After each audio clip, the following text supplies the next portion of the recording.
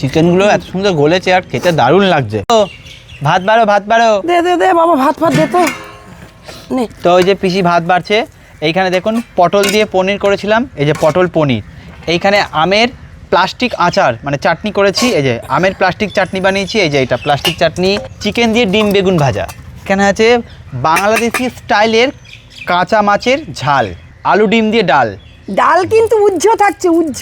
ওই দেখি একটু আলু ডিমের ডাল খেয়ে পিসিকে একটু দিই। একটুখানি দে। এই যে পিসি খাও, দেখো তো কেমন লাগে আলু ডিমের ডালটা। ডাল ডাল করে গেল কিন্তু ডালের ডও নেই। আজকে এত মেনু কি করব ভাবতে পারছি না, আর এত গরম পড়েছে খেতেও ইচ্ছে করছে না, তাই ভাবলাম যে একটু ডাল ঠাল করি। ডিম কে না খেতে ভালোবাসে বলো?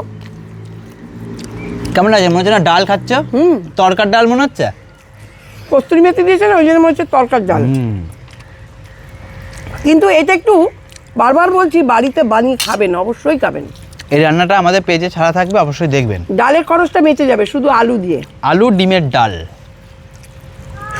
কিন্তু এর মধ্যে একটা জিনিসই বাদ আছে, ডালটা নেই। উচ্চারণে ডাল বলছি কিন্তু এতে ডাল নেই। ওই যে বললাম উজ্জ, ছোটবেলায় পড়েছি না, উজ্জ থাকে। তো একটা এই বেগুন আর চিকেন দিয়ে যেটা বানিয়েছিলাম, ডিম বেগুন চিকেন ভাজা, না তুমি একটা না ওখান থেকে ভেঙে দাও, একটু টেস্ট করে দেখি আমরা।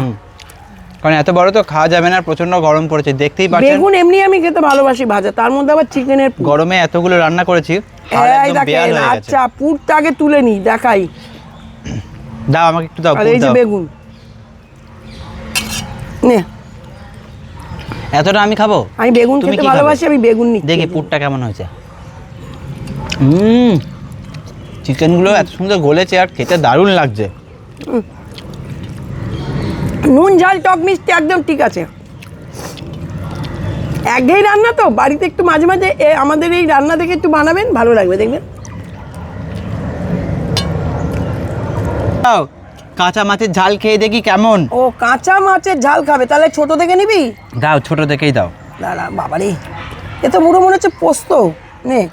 কারণ মাছের ডিমটা এইভাবে দিয়েছিলাম তাই। দেখি এই আচ্ছা দেখুন, তুই আমাকে একটু ভেঙে দে। এই দেখুন পুরো গলে গেছে, দেখেছেন মাছটা?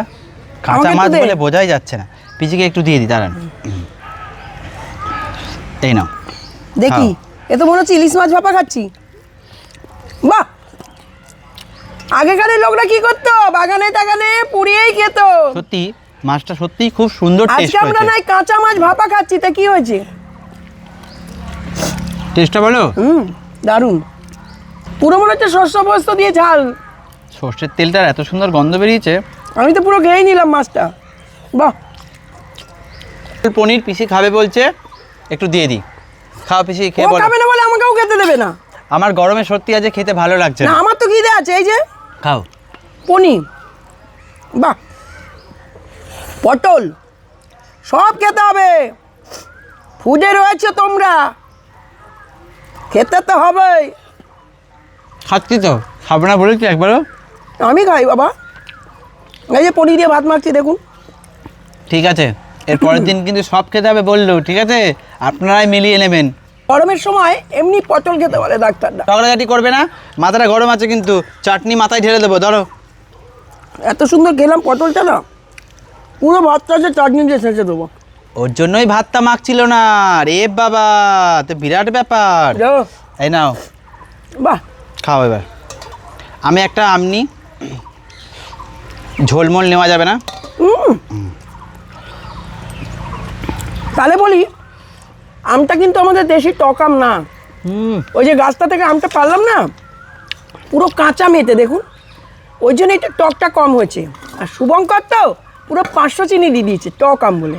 তো দারুণ এত সুন্দর হয়েছে, প্লাস্টিকই হয়ে গেছে একদম। প্রত্যেকটা আইটেম আমাদের দা ফুড এক্সপ্রেসে পেয়ে যাবেন। অবশ্যই চোখ রাখবেন, লাইক কমেন্ট শেয়ার করে দেবেন, আমাদেরকে একটু ভালোবাসা দেবেন। আমরা আপনাদের পাশে আছি, সব সময় আছি আর থাকবো।